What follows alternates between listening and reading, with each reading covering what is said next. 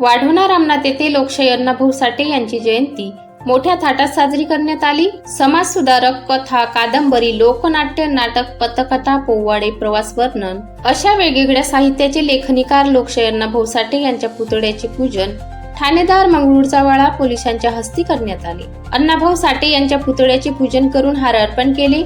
यावेळी गावातील नागरिक, मान्यवर व महिला उपस्थित होत्या।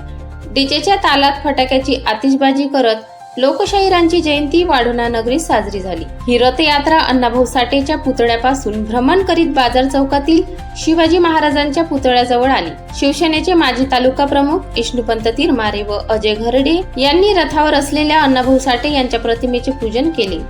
यावेळी गावातील सगळा समाज या रथयात्रेत सामील होता।